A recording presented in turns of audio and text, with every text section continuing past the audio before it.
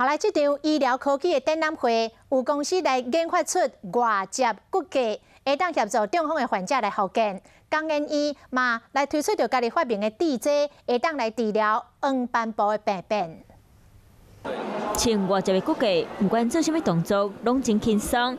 这是台湾研发的医疗辅助工具，针对中风的患者斗3天复健。目前有12家医院已经在使用当中了。中风病黄金期是半年，那我们知道机器有办法在3个月内达到它的复健效果。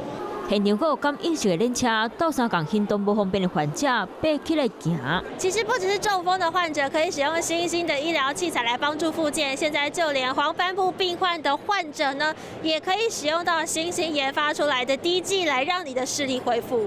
插针是一种侵入式的疗法，它会造成出血、感染的风险。就是利用滴剂的技术，它可以渗透眼组织，然后到眼后房，到达黄斑部病变的位置。另外，还有热消融技术，会当把3到5公分产生干净瘤、细粒的恶性肿瘤直接碳化代谢，未来患者得当免化疗。2020年医疗科技展览，成全台湾真侪间医疗病院诊所和生技公司研发出上新的科技，嘛，互民众发现台湾的医疗技术愈来愈进步。